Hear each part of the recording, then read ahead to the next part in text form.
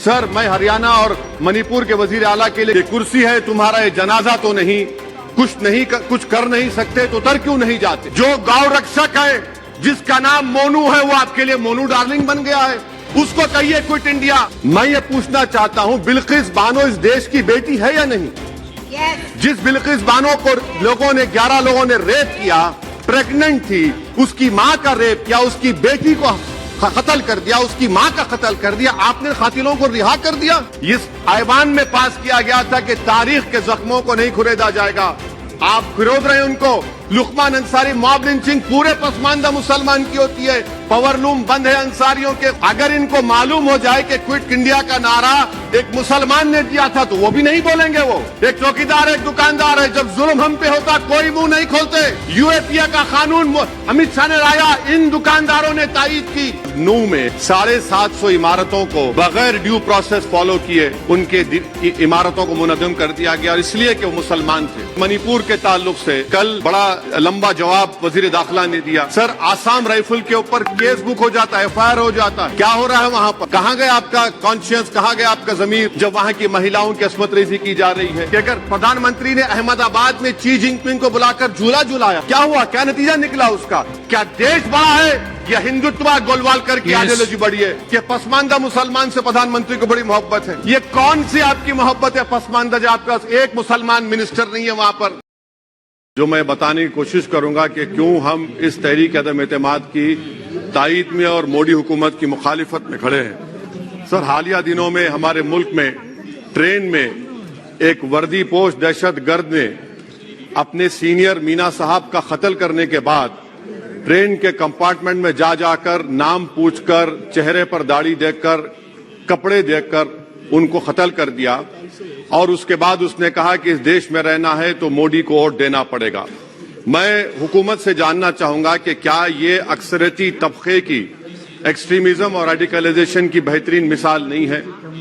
और अगर है तो फिर हुकूमत इस पर क्या करेगी? सर, हमारे आइन में, संविधान में लिबर्टी ऑफ कॉन्शियस को लिखा गया, तमहीद में, यानी जमीर की आजादी का जिक्र किया गया है।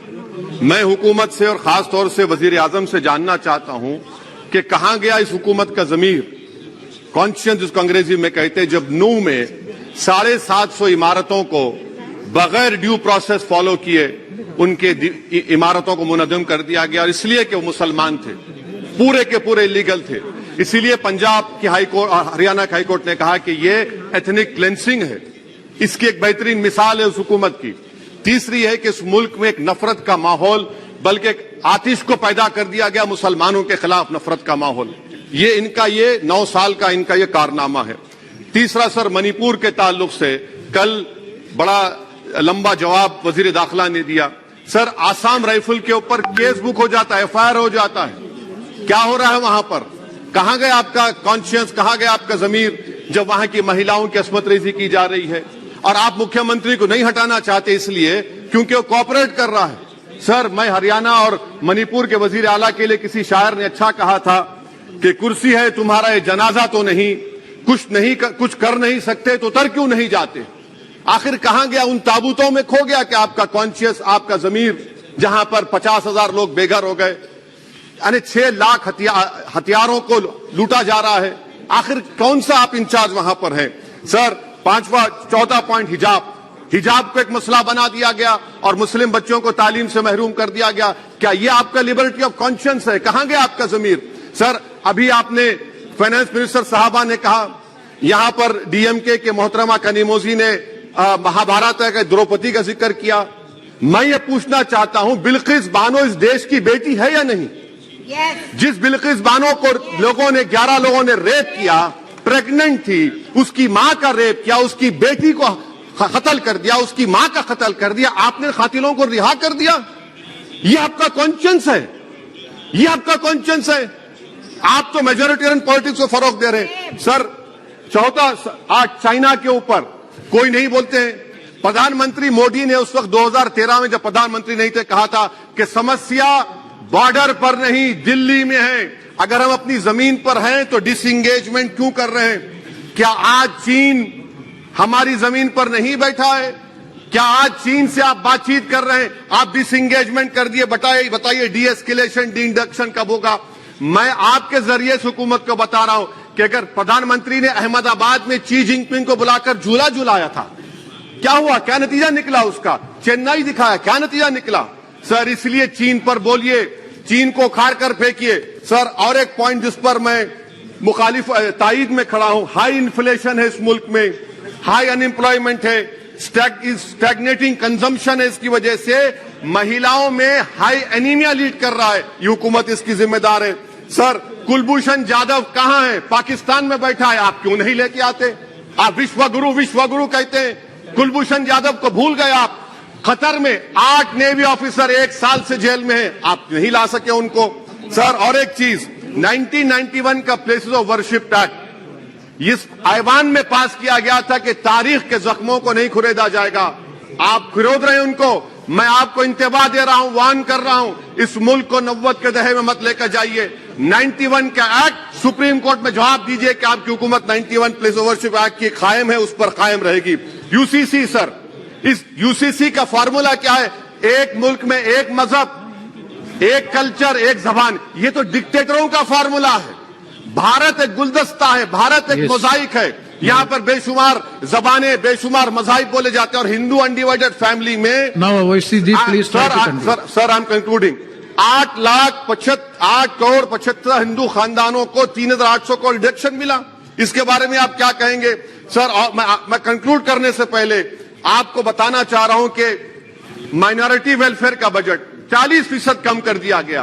पढ़ो प्रदेश, प्री मैट्रिक स्कॉलरशिप कम कर दी गई, मौलाना आजाद फाउंडेशन खत्म कर दिया गया फेलोशिप, और इसकी वजह से 1,80,000 मुसलमान हायर एजुकेशन में गायब हो चुके हैं। सर मैं इख्तिताम में कह रहा हूं कि पसमानदा मुसलमान से प्रधानमंत्री को बड़ी मोहब्बत है। ये कौन सी आपकी मोहब्बत है पसमानदा, जो आपका एक मुसलमान मिनिस्टर नहीं है वहां पर? इखलाक से लेकर, पीलू खान से लेकर, अफान अंसारी से लेकर लुकमान अंसारी, मॉब लिंचिंग पूरे पसमानदा मुसलमान की होती है। पावरलूम बंद है अंसारियों के, कुरैश बरादरी का कारोबार बंद किया जाता है। स्पीकर सर, मैं कंक्लूजन में अभी कल हमारे होम मिनिस्टर ने कहा था क्विट इंडिया। अगर इनको मालूम हो जाए कि क्विट इंडिया का नारा एक मुसलमान ने दिया था तो वो भी नहीं बोलेंगे, वो नहीं मालूम था उनको। उसका मैं कंक्लूड कर रहा हूं, उसका नाम यूसुफ मेहर अली था सर। यूसुफ मेहर अली ने क्विट इंडिया का नारा बनाया, जिसको महात्मा गांधी ने सारे देश में एक पैगाम किया। मैं कंक्लूड कर रहा हूं सर, इस देश में अगर आज क्विट इंडिया करना है तो कहना पड़ेगा चाइना क्विट इंडिया। जो गौ रक्षक है, जिसका नाम मोनू है, वो आपके लिए मोनू डार्लिंग बन गया है, उसको कहिए क्विट इंडिया। सर जो लोग तुष्टीकरण की राजनीति आप कर रहे हैं, आप हिंदू अक्सरियती लोगों में हथियार बांट रहे हैं, ये आप देश के लिए खतरा पैदा कर रहे हैं। Sir I am concluding. इसीलिए हम आपसे अपील कर रहे हैं कि हुकूमत से कह रहे हैं कि आप जो सियासत कर रहे हैं इससे नुकसान देश को होगा। प्रधानमंत्री जब खड़े होकर जवाब देंगे, हम उनसे पूछना चाह रहे हैं, पॉइंटेड क्वेश्चन है, क्या देश बड़ा है या हिंदुत्व गोलवालकर की आइडियोलॉजी बड़ी है? मैं इस तहरीक अदम एतमाद की तायद में खड़ा हूं और हुकूमत की मुखालिफत में। सर एक आधा मिनट सर, दो लोग, दो महाज है इस मुल्क में, एक चौकीदार है, एक दुकानदार है। एक चौकीदार है, एक दुकानदार है। जब जुल्म हम पे होता कोई मुंह नहीं खोलते। यूएपीए का कानून अमित शाह ने लाया, इन दुकानदारों ने तायद की। आज उस यूएपीए का कानून में 83 साल का बुढ़ा सिपर खत्म करो, सिपर नहीं होने के से मर गया। आखिर कब तक दुकानदार और चौकीदार हमारी लाशों पर सियासत? सर हम कंक्लूडिंग, कब तक सियासत करेंगे? अगर आप जुल्म के खिलाफ आवाज नहीं उठाएंगे तो आपकी दुकानदारी नहीं चलेगी, चौकीदार को बदलेंगे, तीसरा महाज करेगा। शुक्रिया सर।